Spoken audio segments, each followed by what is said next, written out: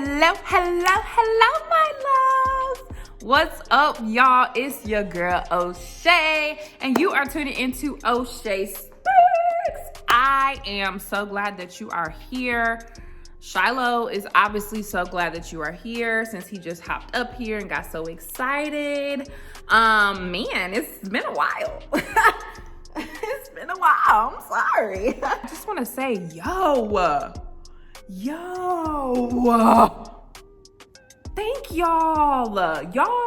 from the subscribing to the old squad. Y'all been subscribing, y'all been commenting on the videos, y'all been on my Instagram DMs, going down in the DMs. Y'all have been showing your girl mad love, and I just want to say thank you. And I'm so glad that you all have been able to get something from my videos. And I see y'all comments. I'll be trying to respond to all of them, but oh my God, life. And so please don't feel offended if I didn't respond to your comment. I feel like I'm somebody. Who am I sitting over here talking about, I'm sorry I didn't respond to your comments? But anyways, no, for real. Yeah, and if I haven't got back to you in DMs, I try to respond to everybody on my DMs on Instagram, but mad love. I don't know why I'm saying mad love like I'm from New York, but mad love, for real. Okay, so y'all know I've been talking all things MSW, all things social work. Today's video is basically going to be about how I got into grad school. I have gotten this request or this question in my email, my DMs, what did you have to do to get into grad school? How did you get in? Was it hard? What did you have to do? And so I thought that it would be easier for me to manage what videos I put out about the MSW program if I go in order from applying, getting in, taking my classes, graduating, getting a job, getting my license, going in order, in a timeline. Thought that would be good. Let's get into the video. But before I get into what I needed to get into grad school, I'm gonna talk to you guys about how I chose which grad school, I only applied to one, but which grad schools I was going to apply to, and what helped my factor, what factored in me choosing the school that I went to and applying.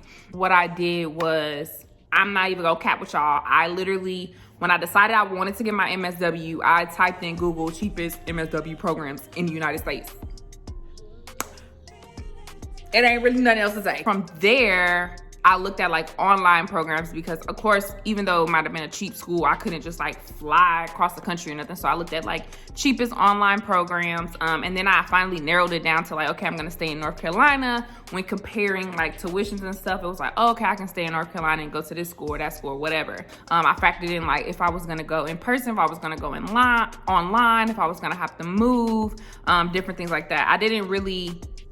I looked into some online programs, but then I remember this one semester in undergrad where I worked in Disney World for a semester and I had all my classes online, and that was the worst experience ever.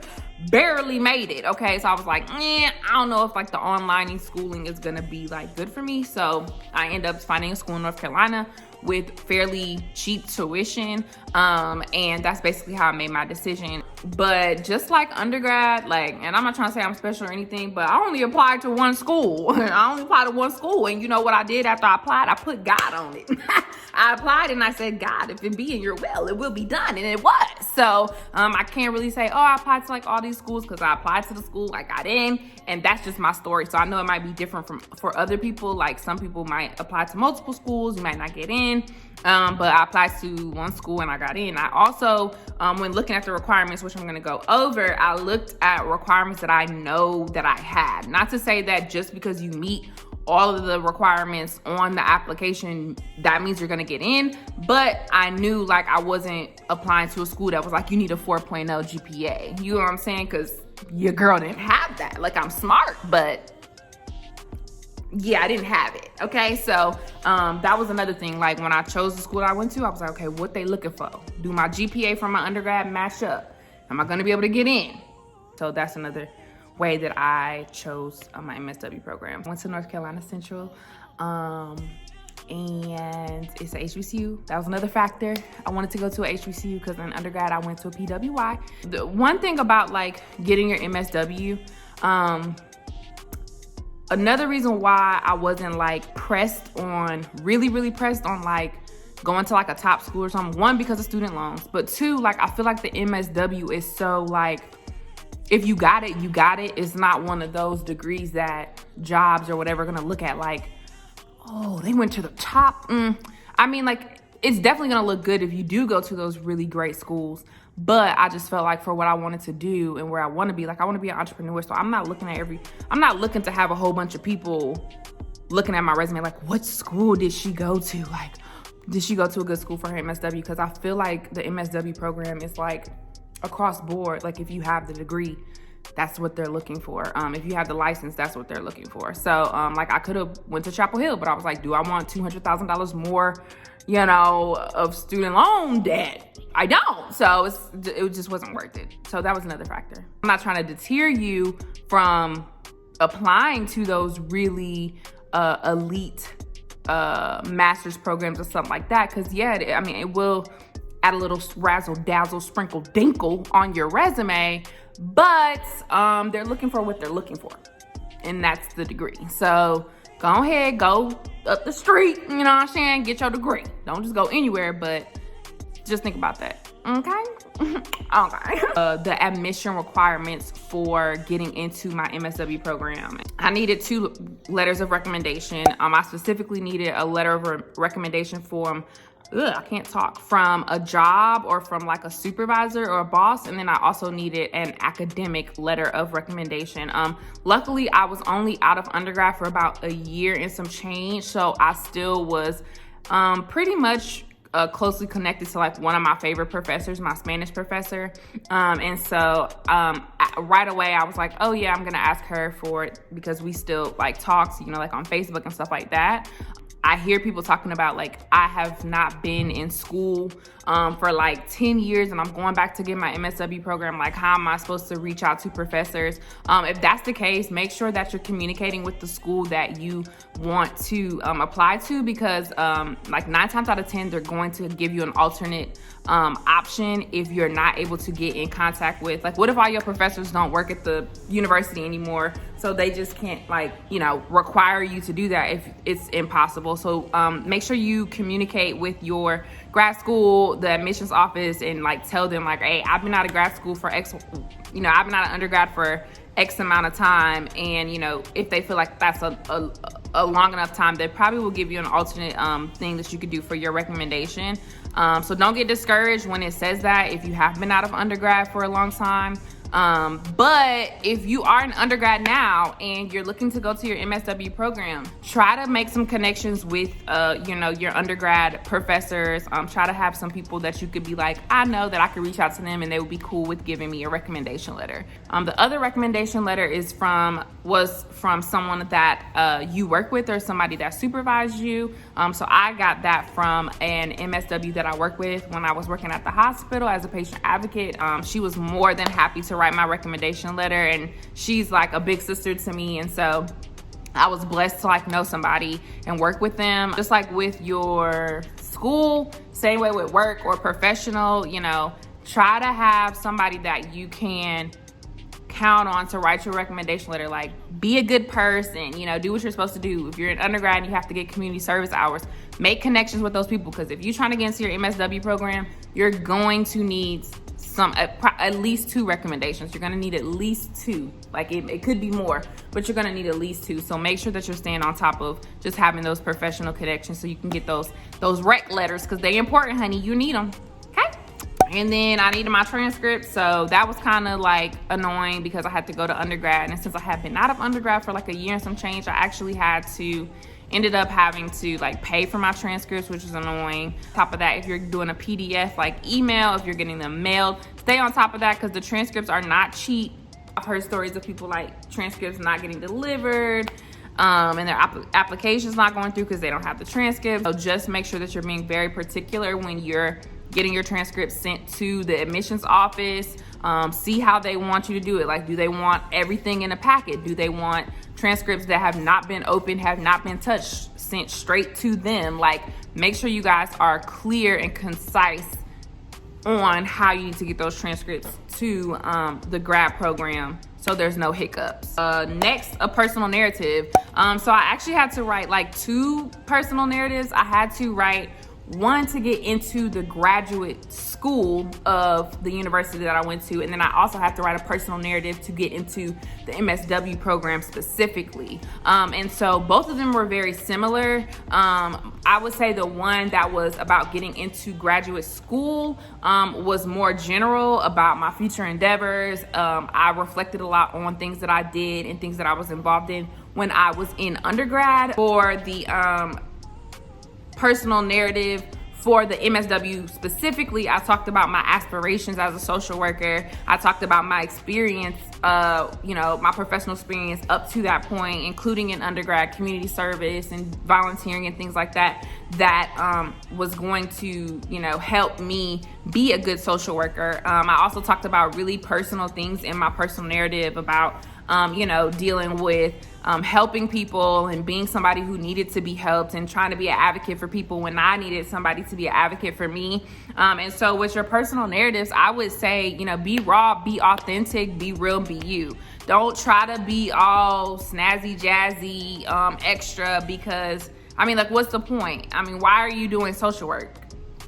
Like I say it all the time, like people who are into social, like doing social work, like, what kind of people do social work. So just stay true to yourself. Definitely, I had multiple people look over my personal narratives. Like, do not submit something without, I would say, at least having 3 peer review people. Like, you need at least 3. For both personal narratives, you need at least 3 people to look over them. And I know y'all might be like, that's extreme, but no, like, every time I got it back from someone, it was like, hey, you need to correct this, or maybe you should say it this way. And I definitely think that it helped for sure. Definitely have somebody look over your personal narratives to make sure that they make sense. Make sure that you're writing, because the personal narrative isn't just like why you want to get into grad school, but it's also a form of a writing sample. So the way it sounds and the way, you're talking and stuff, you want it to be authentic, you want it to be real, but at the same time, you want it to be professional and make sense and look like you know how to write and look like you know, grammar and things like that. So please make sure that you have at least 2 to 3 people looking over that baby before you submit it. Then you have to do a writing sample. For my program specifically, they gave us an article, and from that article, they asked us to write a literature review. Up until this point, I never wrote a literature review in my life, so I had to Google what is a literature review, how do you write it. I looked up, different types of literature reviews, main things that you want in a literature review, and essentially a literature review, and you're going to be doing a lot of this when you get into your MSW program. Remember that one video when I was like, papers, literature review is part of those papers, and that's basically reviewing research, reviewing articles, peer-reviewed articles and journals, and basically making a summary of the key points of all of those things. You're going to make a summary of the findings. You're going to make a summary of the information that was provided in those writings. And so basically for my application, I had to submit a writing sample, again, showing that I could perform on a graduate level.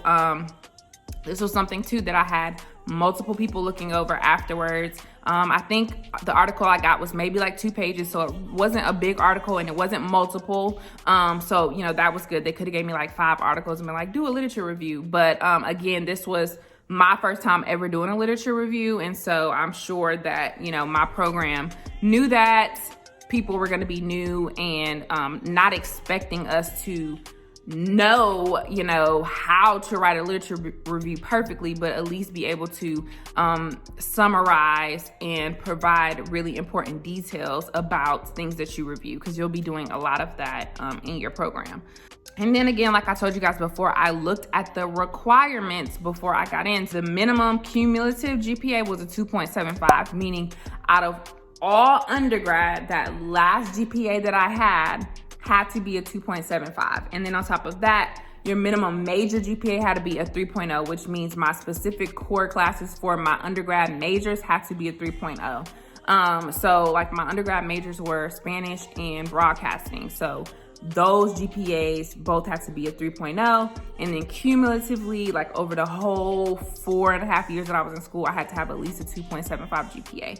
That really wasn't a concern of mine. Again, I, chose a school that I knew that I was gonna meet the requirements. Like, don't overshoot. You know what I'm saying? Like, don't shoot your shot if you know your wrist ain't flicking. You know what I'm saying? So my GPA, I think when I finished undergrad was like a 3.3, 3.4, something around that. And so I knew I was gonna get in. One special thing about my program, I did not have to get into the GRE. I did not have to complete the GRE. I should have mentioned that before. This was also something that I Googled. Like my Google search was probably like cheapest MSW programs in North Carolina that don't require a GRE, because I don't like those big tests. I remember in high school having to take the SAT and being really freaked out about those tests. I hated final exams, stuff like that. So I specifically looked for programs that didn't require GRE. I know there are a lot of grad schools that still require you to take the GRE. So I can't really give y'all no type of advice. I could give you some good luck, tell you to pray over your test, but I did not have to take the GRE. I didn't want to. And that was another deciding factor. I think between two schools in North Carolina was the GRE. One school I was like, ooh, I really wanted to go. It was close. I wouldn't have had to move. And I was like, but, because you got to pay for the GRE, then you got to study. And when I decided I wanted to do my MSW program, like I wanted to do it like right then when I decided. Like I'm an Aries, so I wanted to like do it right away, and I didn't feel like waiting and paying and then having to study and then taking a test, and then if I would have did bad, I had to take it again and then would have applied to my grad school and then I got in. I didn't want to do all that. Again, I looked at what I could do, how I was going to do it, if I could do it, when I could do it, how I could do it. Boom, bam, I got into grad school. So that is pretty much all that I have. I hope that kind of summarizes what it looked like for me to get into grad school. Going back to the GPA or just anything, if there's anything on your admission requirements that you might not be able to do, like I think grad school across the board is a 2.75. Like I don't think it really goes lower, maybe 2.5 across grad school. So if you're somebody who has lower GPAs, or you're not able to get recommendation letters, or your GRE scores are low or whatever it is, communicate with the admissions department, okay? Communicate with the graduate schools because they will help you. I said this before, they want people in these programs, okay? They want people in these programs. Okay, they want you in their programs. If you get to my drift, okay? So communicate with them because 9 times out of 10, they're going to be able to help you get what you need to get into that program. So if you don't have the GPA, if you reach out to them and tell you, I know a few people who didn't have the GPA to get into grad school, they were asked to write a letter, another writing sample or a letter explaining, why your GPA was what it was, and they still got accepted into the program. So don't be super discouraged if you're like, oh, I can't, complete any of these things on a checklist. Like I don't have it. You need to communicate. You need to open your mouth because closed mouths don't get fed. And reach out to someone in the graduate office. Say, hey, can you connect me to the MSW program? Or I have questions about the application. I want to talk to, an advisor or somebody in the MSW program. And talk to someone, and 9 times out of 10, they're going to be able to help you. Unless you just like total left, because I ain't going to guarantee you. But 9 times out of 10, I feel like they will help. Or unless you're trying to go to like one of those elite schools that are like, I went to so-and-so to get my master's degree. If you choose one of those schools, they might not be as flexible. Yeah. So that is my video for today. Man, I feel like my videos be so long because I be talking so much. Like, this is crazy. I hope that this video helped you. I know a lot of my subscribers, a lot of people that follow me on Instagram and reached out, said that they just got accepted into the MSW program. Yo, congratulations. That is so exciting. I'm so happy for you guys. I hope my videos help you on your MSW journey, and I wish you guys nothing but the best. You guys are going to be awesome. Keep your head up. Stay focused, stay organized, get it done. Those 2 years, 3 years, however long your program is going to go by very, very quickly. Soak up everything that you can, and you know, just be blessed. But yeah, like, congratulations. All those people that are interested in applying and you know, contemplating if they want to get their MSW, do it. Do it, baby. Whatever you put your mind to, you can do it, honey. So just do it. I hope you guys like this video. Make sure that you hit that subscribe button, hit that bell button so you can get notified when I upload. Also follow me on Instagram _OshaeSpeaks_, and I'll see you guys in the next video. Bye.